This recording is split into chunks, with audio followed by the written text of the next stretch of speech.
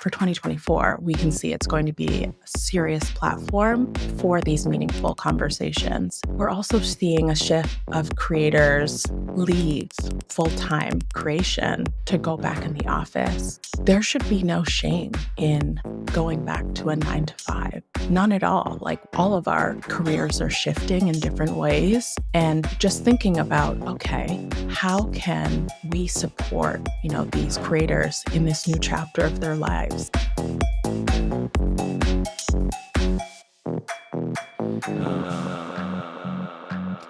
Welcome to the party, you guys. It is January 2nd, the day that this episode is being released, which means it is officially 2024. Oh my goodness. I'm recording this in December, so I'm envisioning what my future self is going to be thinking and what you guys are going to be feeling.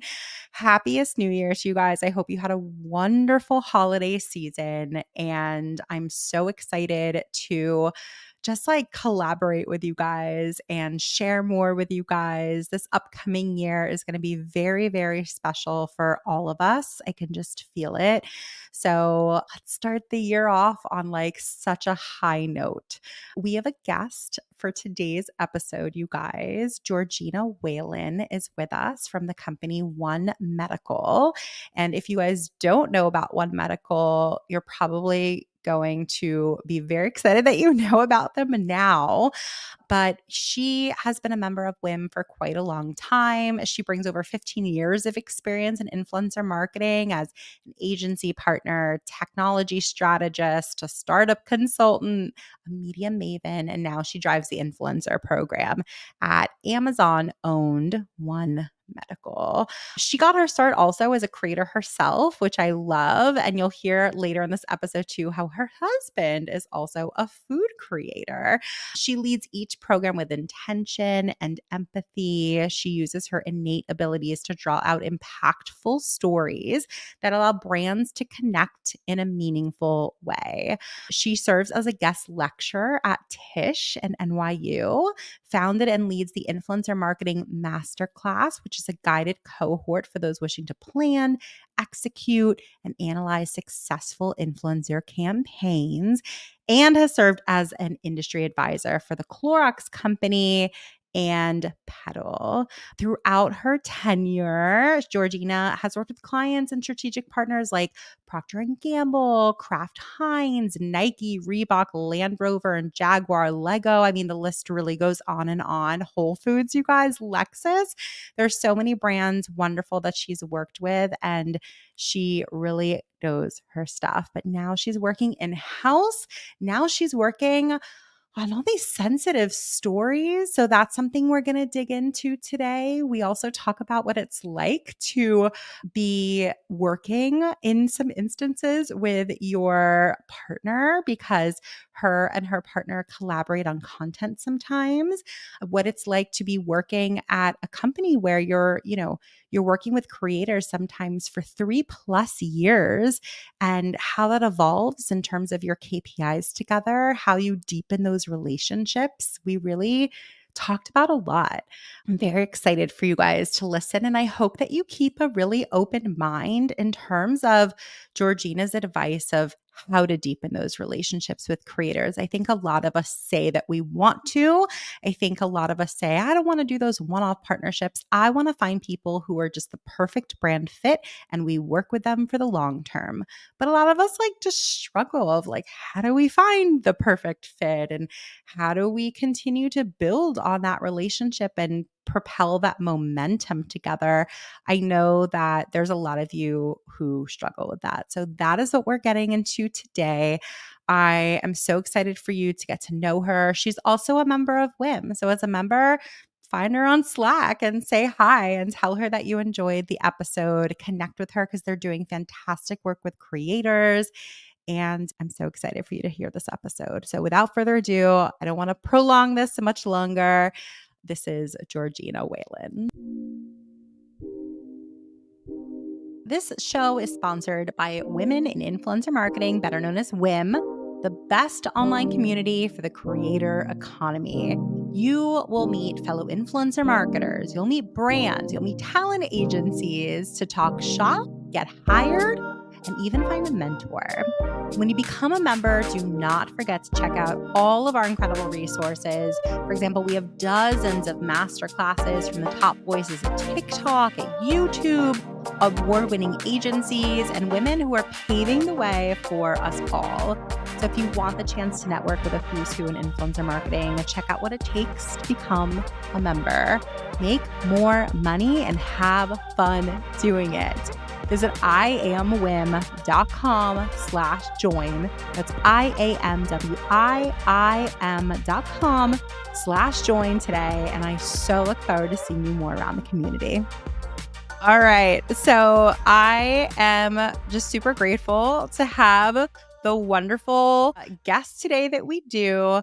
We just heard about you a little bit in the intro, like on paper version of yourself, but welcome. And I just want to hear from your own words a little bit about One Medical in particular and like some of the campaigns that you guys have been working on this year. I've been so admiring what you guys have been doing. So welcome and like, let's just dive in.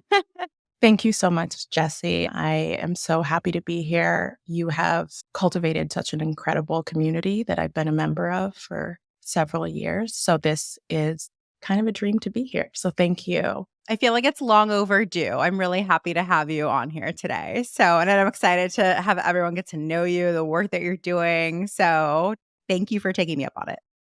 Absolutely. So all about One Medical. I am such a brand enthusiast because I actually was a One Medical member before I even found out about this job and applied. So it is kind of my dream job. But One Medical is a national modernized primary care practice that provides inclusive, accessible, culturally competent, high quality healthcare. And it's integrated with 24/7 telehealth and in office care. So I love, for me, one of my pain points is like, I don't want to have to call someone to make my doctor's appointment. They have an app. You can get a same day or next day appointment. It makes it easy. Our doctors don't wear white coats. It's just thoughtful and very convenient. So, as far as our campaigns, I was brought on to bring our influencer efforts in-house. Previously, we were working with agencies, and when I came in, it allowed us to be a lot more flexible with our campaigns, with our partnerships. So I've been kind of focused on hyper-local creators that are always talking about what's going on in their community, in their city. Some of them are even existing members, so they came to me with these incredible stories of brand interactions. And I'm just always very open. When I first came in, I evaluated the 2022 program. I did a competitor analysis just to see, like, what am I working with and where can we expand? Put together a plan, ran it by our marketing executive team, and just ran with it. They trusted me. They even increased my budget. And I've just been having a wonderful, wonderful experience. It's definitely the best influencer marketing manager experience I've ever had. That's amazing. I'm really happy to hear that for you. And I know people like, I don't know, it's an interesting job market right now. So I feel like everyone's like, where are the good jobs at? Like, where are the good companies at to be working for? And so this is really cool for everyone to hear about. And everyone, I'm sure, is like, wait, your budget got increased? Like, people die to have that happen for them so they can just do more and experiment and all that. So what would you say that increased budget opened up for you and allowed you to do more of? Well, so my CMO and my direct boss, my boss, they're so supportive of influencer marketing. They know how powerful of a channel it is. And I would say actually the marketing team as a whole. So people were so excited for me to be there and to kind of support their program. So I started I worked with the regional marketing team to support their efforts if they had an event, if they had a new office opening, seeing if I could get creators that lived nearby to support their efforts. I started working with the growth team and leveraging influencer content in our ads, which they hadn't had the capacity to do so when they were working with different agencies. So that was the first time we got to test that, and it was wonderful. So I got to obviously work with more creators, extend more partnerships, and also test a little bit more. I did more TikTok tests and really just was able to double down on a lot of my efforts in order to gather the data to put together a case for 2024 and some exciting new things that I wanted to test out. And I love that, like, that's where you're ending even. I want to test things out. I want to test things out. There's just like, so much value in experimentation, testing things out, because I think there's like such a misnomer. I'd love to hear your opinion on it. I feel like there's a lot of people out there who are spouting these rigid rules for influencer marketing where it's like, this is what you do to achieve X. That is what you do to achieve Y. And like every brand is so different. So I don't know how that can possibly be applicable across the board.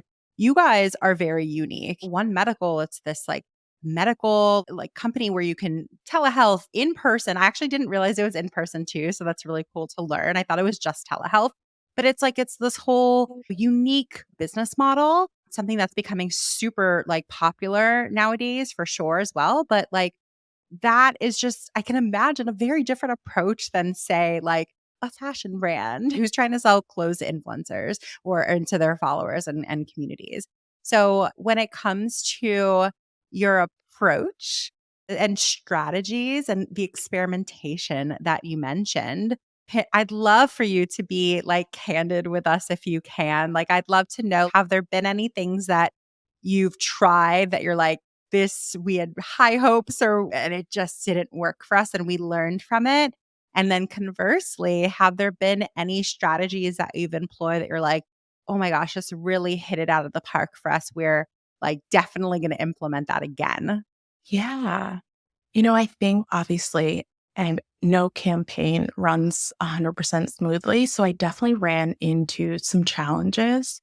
I think one of the biggest was I think of a campaign kind of like a dinner party. I want to curate this experience for my guests and be thoughtful in all these different touches, be proactive in what their needs could be, and like cover all of those bases. Also, that's just part of my personality. But when I want every creator that we're working with to be going into the office to actually experience One Medical for themselves, because that's the only way to create authentic content. And I want them to be wowed. Like, these are beautifully designed offices. And I know it's not all about aesthetics, but it puts me at ease when I go in. So coordinating, getting these folks on board, having a nice onboarding call, which I want to talk about later because I have the best time with these calls.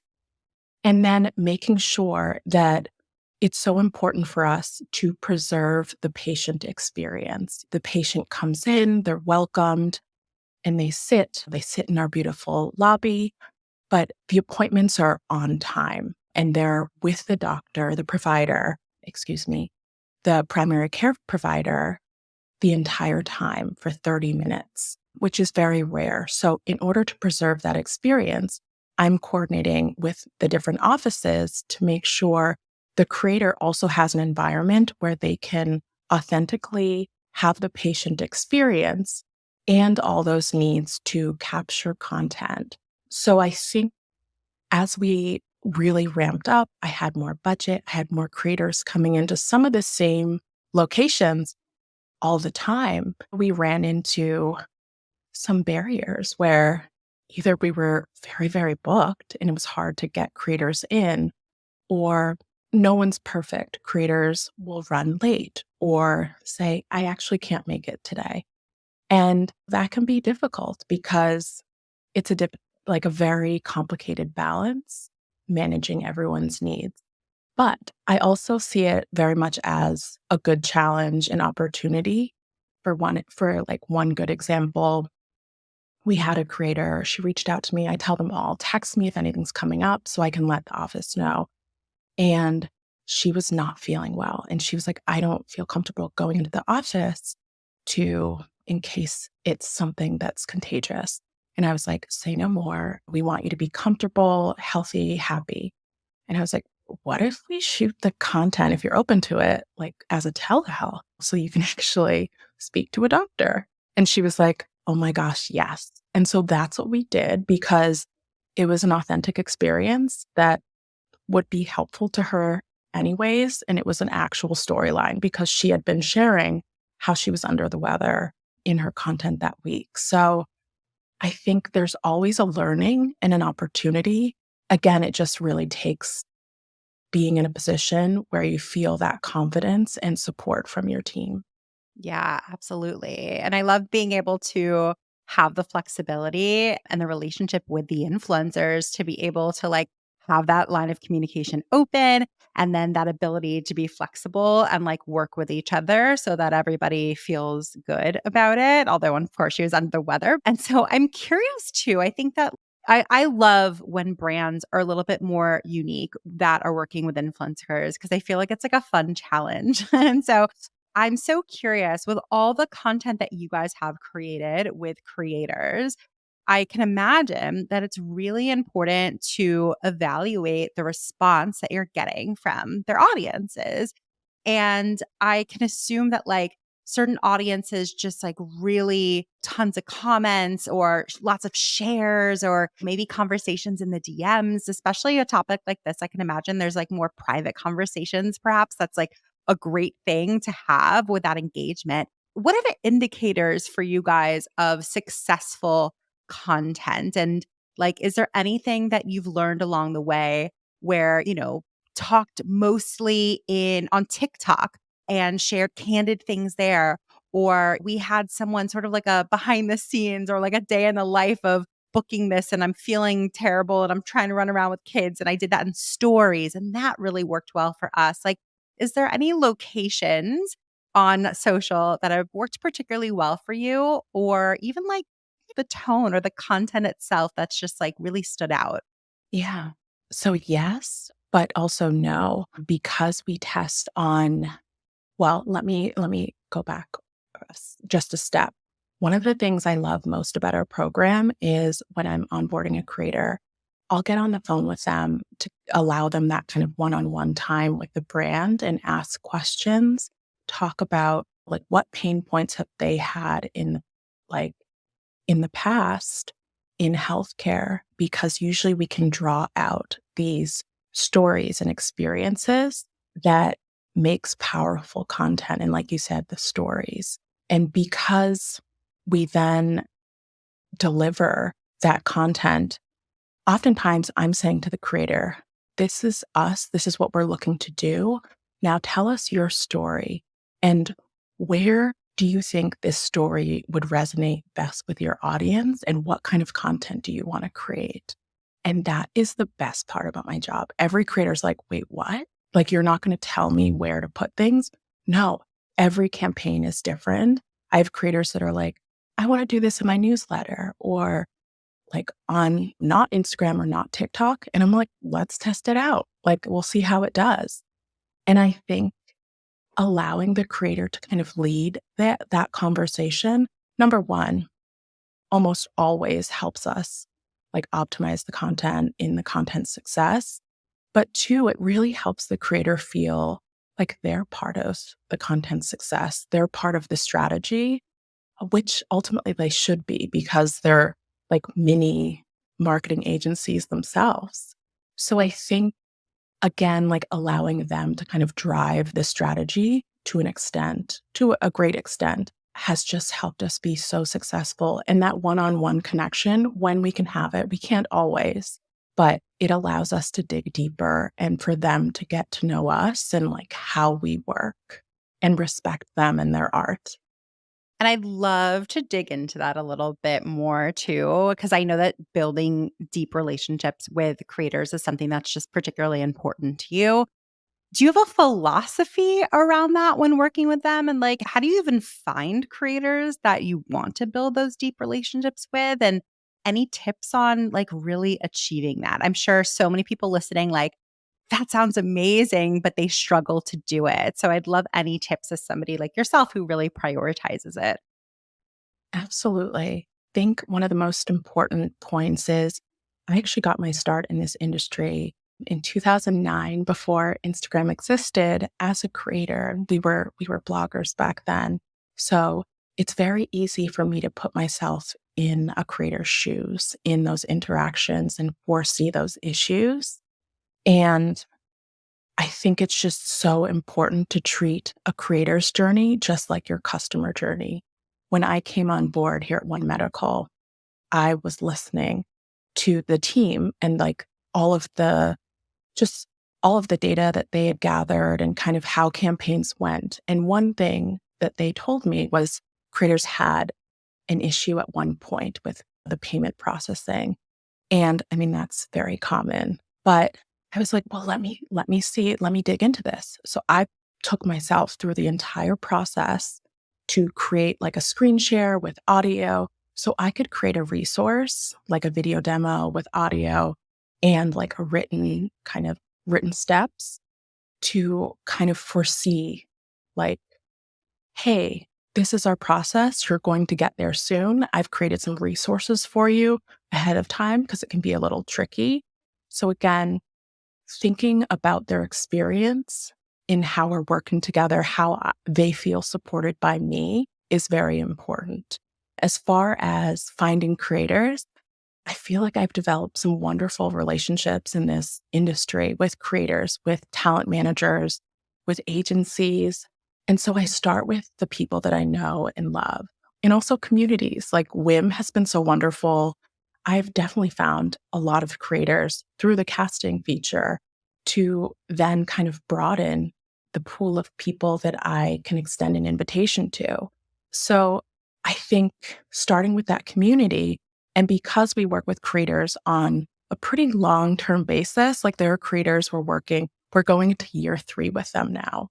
But I will make sure to have this lengthier contract with these creators. And once we've kind of established like their firm stance in partnership with us, I'll say, do you have anyone that you feel would work well in one of these campaigns in the next month or so? So it's a way to kind of open up those recommendations without threatening some future work for them. It's already been established. And, creators, they all talk. Can be the best resource for this. So going to them and allowing them to make these recommendations has been so wonderful. Another thing that I love to do is when I reach out to creators, number one is just being super transparent. Like, I can't, this is for research purposes to make sure that, we're a good fit for you at this time in your life, that you're, with what you're creating or what you're prepared to create is aligned with what we're looking to create. So that transparency about where I am in the process and what I can offer is important. But I also always include a fairly brief survey in a form. And it allows me to understand the creator's existing pain points in healthcare, what channels they're currently focusing on, and which ones they hope to focus on in case there's alignment there. Again, just allow them a space to kind of provide any information that can allow me to connect with them a little bit deeper. So I kind of consider that my vetting survey, but it's more so an opportunity to find out more about them and retain that information to draw out in some of our conversations. And I can also imagine that, like, that's one of the many reasons why you're probably so well suited to be at the company that you're at. Just because, like, when I think of discussing like medical things, like, it's just a very personal thing to be sharing about. And, like, sure, I'm sure some influencers could keep it pretty like superficial, but I'm sure the more impactful content is going to be about some really personal things. So I can only imagine that having that as something that's really important to you, that being like the depth of the relationship with the creator, is also really, really benefiting your overall mission as a brand working with those creators, because being able to have that like trust there and that relationship probably really helps the content creators feel comfortable discussing things that are more sensitive. And those are the impactful stories that I think that are probably going to like carry them and their content throughout potentially 3 years. You even said going on year 3 of working with some creators. So that's huge. And I'm so curious. It's a great segue because I'd love to talk about, we're recording this like midway through December of 2023. Everyone's planning for 2024 and like excited, nervous about what's to come. I want to talk about KPIs for 2024, especially as you're going into some of these longer term relationships. It's interesting. The KPIs that you might have had with a creator on post one might be dramatically different as you guys have evolved, they've evolved, you've evolved together throughout 3+ years worth of time together. So, what are some of your KPIs as a brand for 2024? And what are some strategies that you're excited to implement in order to achieve them? Absolutely. I am so excited for 2024 because my strategy and KPIs are changing fairly dramatically and shifting in a way that the industry is evolving. So, my first, like my most major goal would be taking a much more integrated approach where we were focusing on social for the majority of our touches with the influencers community. We're now going to be expanding to, because there's so many opportunities. I know as a content consumer myself, I am on social, but I'm also reading creator newsletters. I'm listening to their podcasts. So I want us to show up not just in one place or two social channels, but in their podcast, in their newsletter, because I, as a consumer, when I'm hearing a podcast, like I listen to this podcast, if you are recommending something, I've already established that trust to be listening to you continuously. I am going to stop for a minute and listen to, why do you like this service or product, and consider it for myself? Because like I'm a prime audience and or consumer. So I think it's so important to again dive a little bit deeper into these interactions with consumers to meet them where they are. And a big part of that too is, I think so often when we're creating content, we focus on these like larger milestones. And it's so important to be inclusive of what I would say is like, are the mini stones. I know you have a very exciting milestone. You're engaged. Like you have so many incredible milestones, by the way. So like with an incredible business, but thinking about all of these creators, we have one creator that we're going on year 3 with.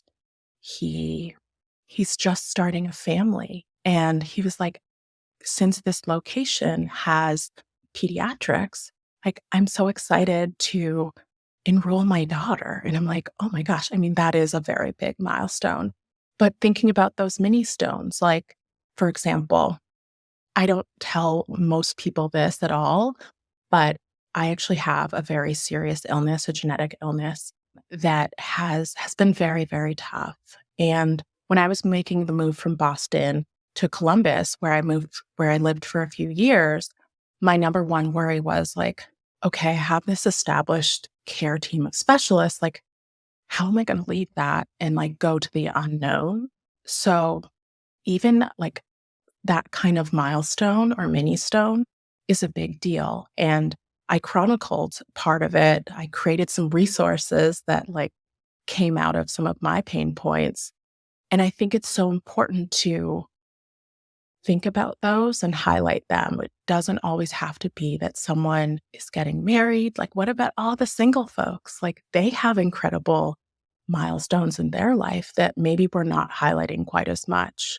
So, again, thinking about all the ways we're not currently maybe including everyone in all of those important moments and highlighting them, And secondly, which I'm really excited about, and you actually, I think, just recently posted something on this, is capturing the next generation of buyers. Gen Z is a force. They are so incredible. It's so much higher stakes. There's like a whole new playbook because they're discerning. They will call out bias. So trying to break in like on maybe college campuses, those collegiate affinity groups, I think, that's a big, big focus for me to see where we can do so meaningfully because they will sniff out anything that's not authentic. So I think those are really a few of my main focuses. And how I'm measuring it is really looking, thankfully, I'm very grateful to be able to do this instead of like just a strict like how many sales did we generate, is looking at, of course, the reach of our content, but what conversations are being had? What is the sentiment of those conversations? Where are we driving folks?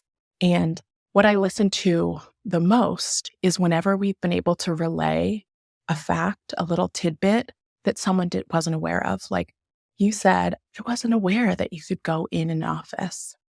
That right there is fantastic. That's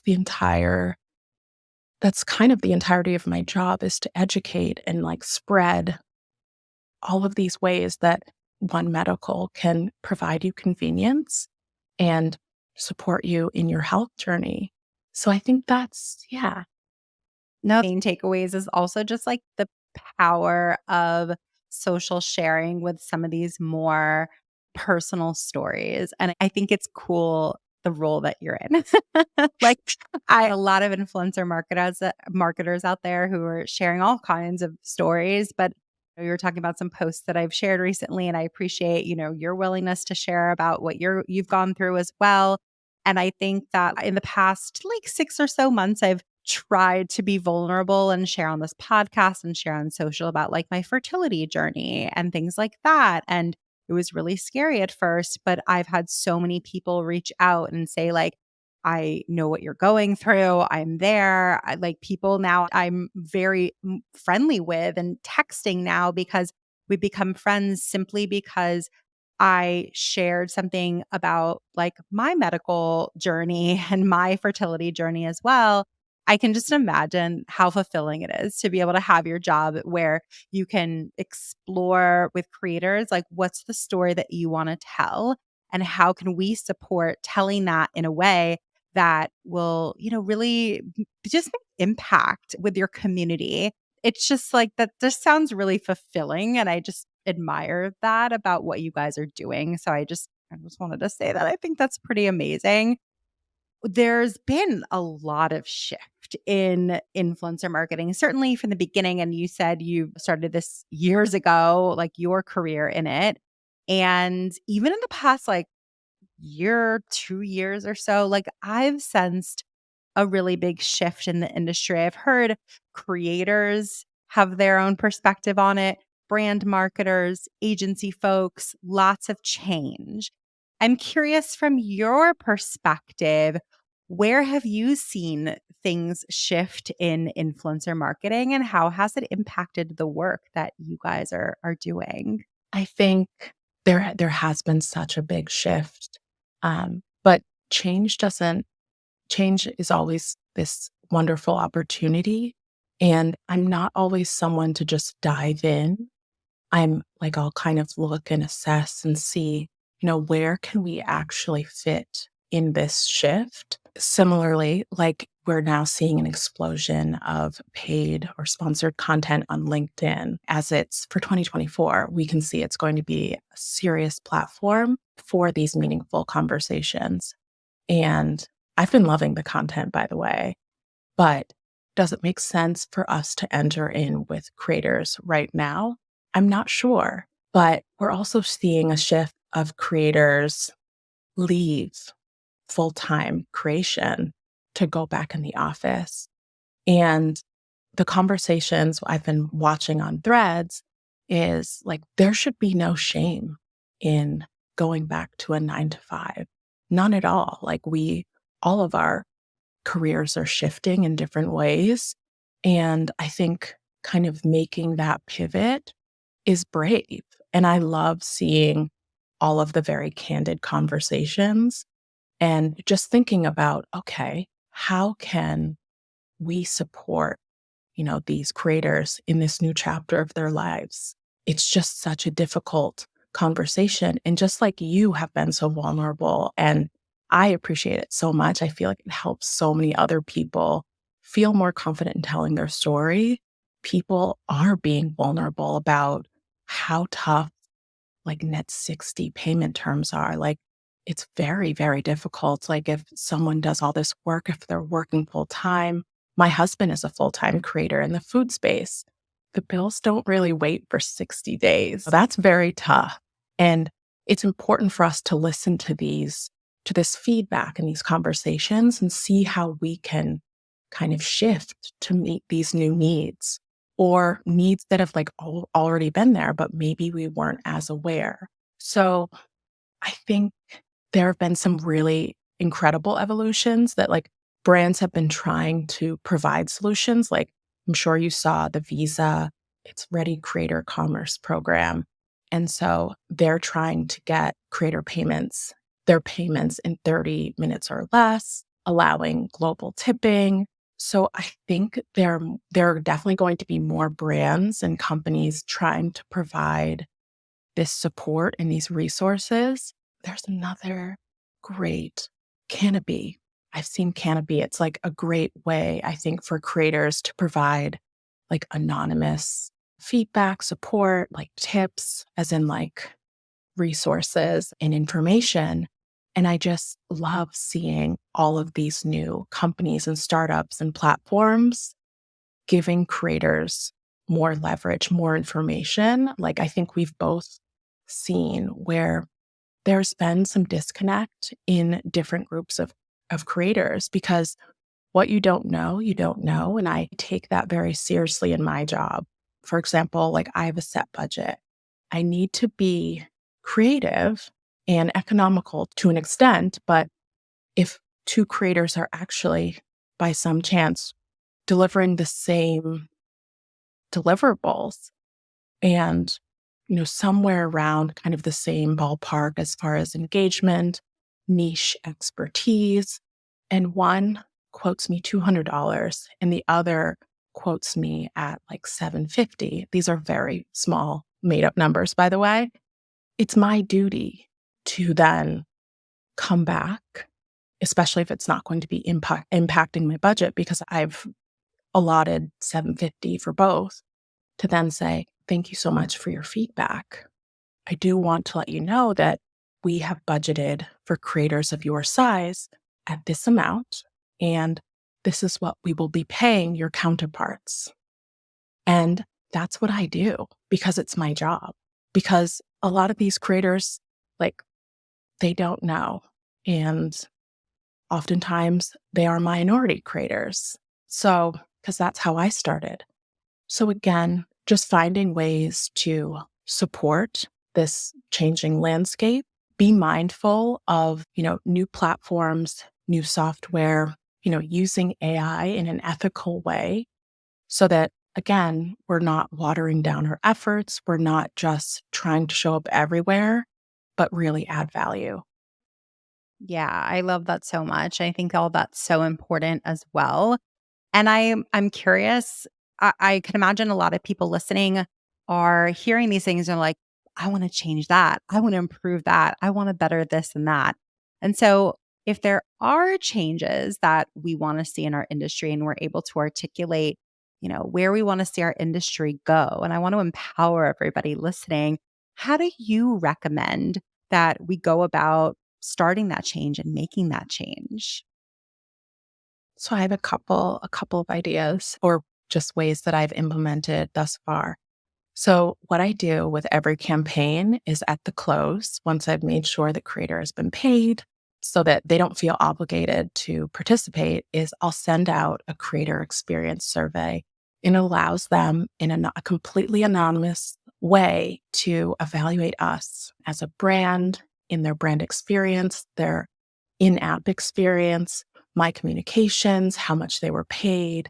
literally every granular part of the campaign because I want that feedback. I need the feedback in order to better work with, support, and communicate with these creators.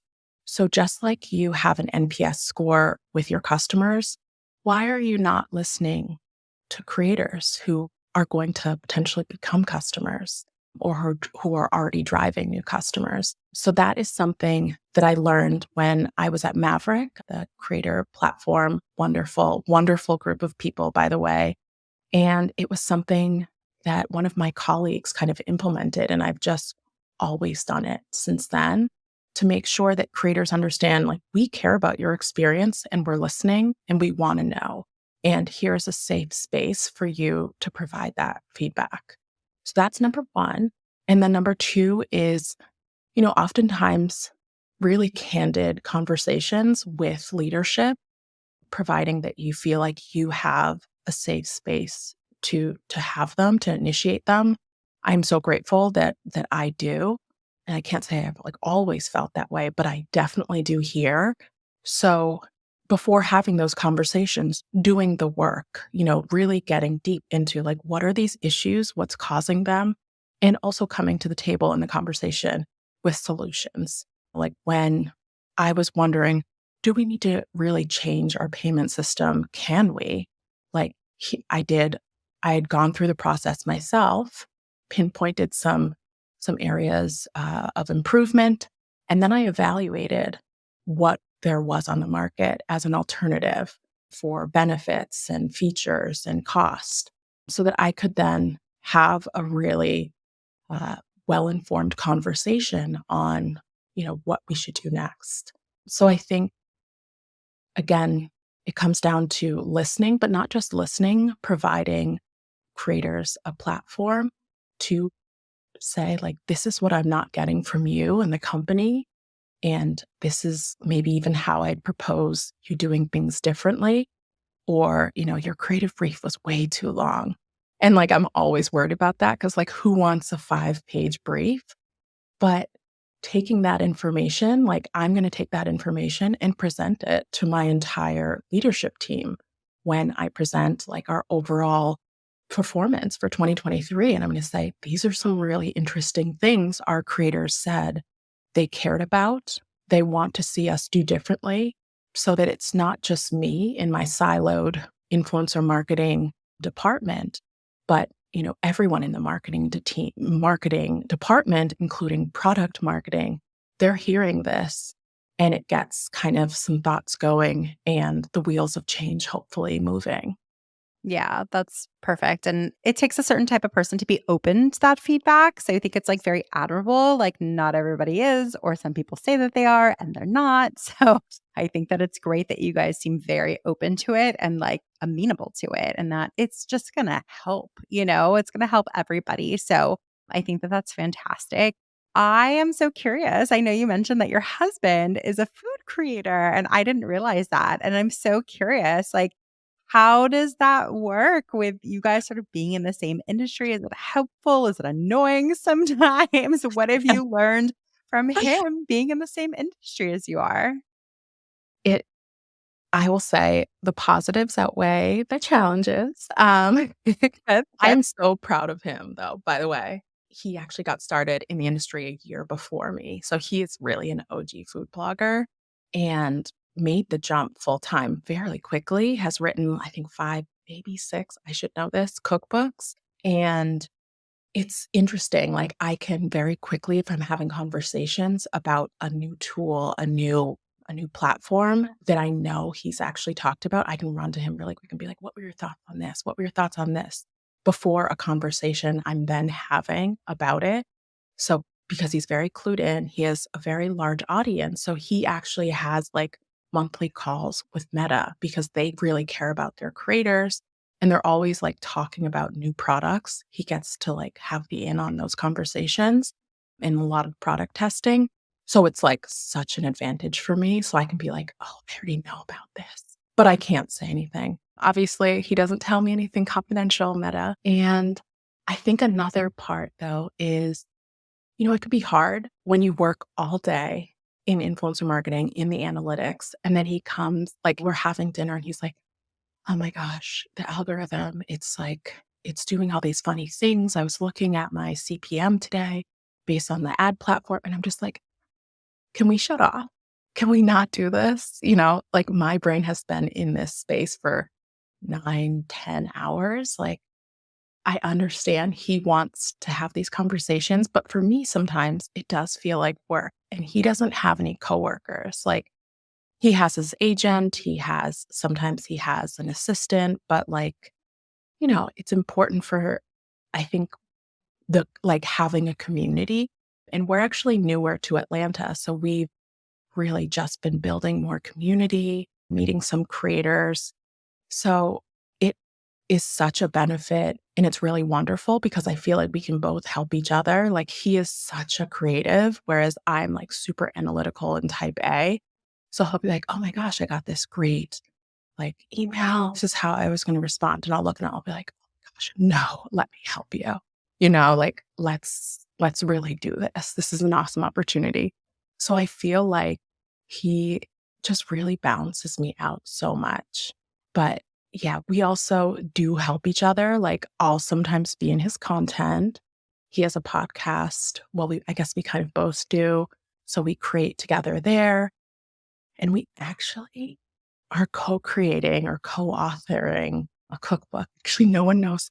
You're the first Oh, person. you hear it here first. I Right. love that. Wait, tell us more. Yeah. So we are actually both represented by the same agency because I was up until like last year, I was still creating content fairly consistently. And one night, I don't know what we were doing. We're having a dinner together. And I said to him, you know what I don't see because it's just him and I and our dog Frida, our nuclear family. Like, I don't see a lot of cookbooks for dinks, double income, no kids. And then some people add WAD with a dog because my husband also, like, we take care of our dog. Like, she is an actual human. Like, she always has homemade food and she goes to daycare, everything like that. So I was like, wouldn't it be fun to like make a niche cookbook for couples and maybe couples with dogs and include some of those recipes? And he was like, let me bring it. I have a call with Sally this week. Like, why don't I bring it up? And she loved it. And we did the research. We were like, well, there's really none out there.